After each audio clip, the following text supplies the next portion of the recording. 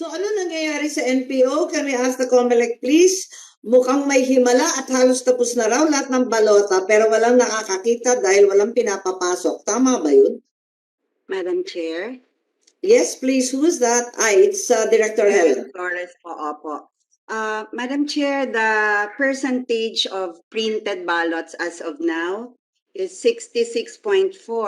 It's not true that 64.44 million ballots as indicated in the chat. Regardless, the majority of the ballots, Director Helen, with all due respect, have already been printed without any knowledge or witnesses from the political parties, the NGOs, and the general public. Bawal yon. Madam Chair, Yes, please. may I please also cite that out of the 66.4% printed ballots, because there is another process which is called verification. Verification is still also ongoing, Madam Chair, at 47% right now. And ballots exited is at 42%, Madam Chair. So there is still a big percentage that has yet Yes, to but be Director, verified. 32% have exited. What does it mean? Na-deliver na yan? They have already been turned over to the Packing and Shipping Committee, Your Honor. All of this in deep, dark secrecy? Ganun ba yun? Madam Chair, sorry about that, but there were plans to, in fact, when Chairman Abbas was the chairperson of the printing committee. There's no need to say sorry to me. It's the law we're violating here. Sorry po, there is actually a plan to live stream the process, Madam Chair. It is in the works, however, yeah, it is in the works. You know, you just set it up really quickly, but 64%, 66.4%, natapos ninyo, hindi ninyo pwedeng tutukan ng cellphone tsaka computer. Ang bira naman yata yan. Madam Chair, please, I will relay everything to our chairperson, Madam Chair. All of the comments and what have been discussed in this hearing will be relayed to our chairperson, Madam Chair. Senator Coco, pwede ba yung ganun? Paano ba yan? Mahirap kasi ang eleksyon mismo, hindi man pwede i-live stream din eh. kailangan there are really, the nature of the activity kasi is, it should be, it's highly political. Siyempre, people are interested, so dapat open talaga. So, sayang, yung mga in the works, mga ganun, at 60% na of the printing done, and then we're still probably bidding for the CCTV camera, yun ang problema. So kasi from the very start po sana, aware na po yung Comelec of the sensitivity of the activities, that people really need to be, to have access, whether interested parties like candidates or those interested in our democratic processes. May mga taong ganun eh, non-partisan, but they are interested in our democratic processes and procedures. So sayang, I mean, how long has Comelec been in existence, Madam Chair? May mga, ano na yata, half a century na rin. Alam na dapat nila po yan. Ay, nako. Senator Coco, ba't ganon? 3 beses nagpe-failure of bidding pag essential I button to safeguard PKIs, etc. Pero kapag MOA sa Rappler, mabilis pa sa alas 4. Joke lang. Sige, Senator Coco. Ang narinig ko, sufficient I buttons daw ang nabili. Tama? Wala nang kable. Oh, yung kable. Yung I button cannot be shared, but cannot the cable be shared? They are shared po. Sorry, Oh, Madam Chair. May I answer? Yung 1:1 na I button yata, di ba 1:1 po yun? Those who serve in the board in the precinct must have 1 I button. So 1:1. But ang reason na narinig ko kasi kable, download cable. Yan na, oo. Common sense na tayo. If we want our elections to be successful, bawal ba mag-sharing ng kable? Hindi ko na naintindihan ito. Kaya nga hindi, there are no cable at all kasi 3 times nag-failure of bidding. At does Comelec confirm that? There is no cable at all. But ma'am, meron kasing pilot na. Ang nangyari, Hindi ba dati?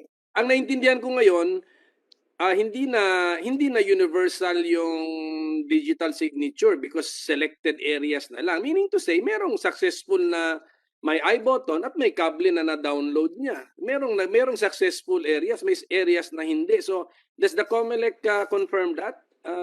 Medyo nalito na rin po ako eh. Director Flororita, please. Nagpapanik po kami dito. Simple lang. Yes, Madam Chair.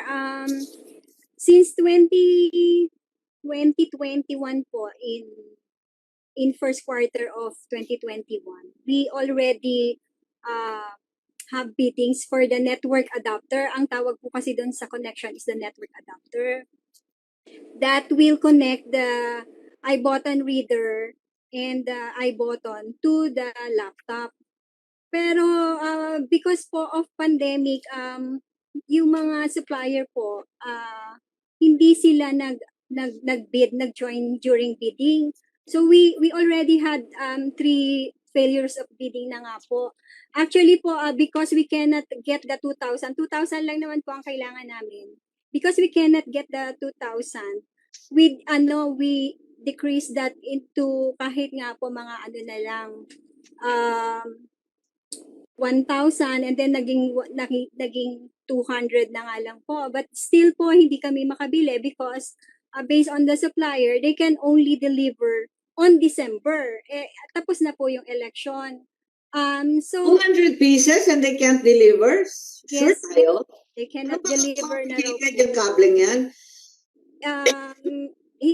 Specialized po kasi siya for iButton only. Hindi siya yung universal na adapter. What we have in Comelec po is only 29 pieces. That's why po Comelec decided to have na lang pilot test dun sa 29 na yon that can be shared by the municipalities of those areas. I will request na lang po yung Comelec for a written report on it. Yes, please. We'd like that in writing, please. Attorney Ivan, please. Yes, thank you, Madam Chair. Well, first of all, Parang kung ganyang network, biglang, kung ganyan lang network adapter, di ba, dapat lumipad sa China, humingi sa China, masya-shopping yan sa grocery, miski sa ang kalat dyan. Okay, Attorney Ivan, please. Sorry. Don't resist. Well, sa report that will be submitted by Comelec, perhaps we can give a deadline, because the report might come after the elections and that will be Okay, Attorney Ivan. Di naman siguro. Yes, Director Flororita, you're enjoined to urgently submit that. any date particular, maybe by Monday or Tuesday. Simple lang naman. Ano ba nangyari? Sino ba nag-bid at bakit kapalpakan? Siguro naman pwede mag-order sa China. Baka sa Lazada at sa Shopee. Baka mahanap ko pa yan.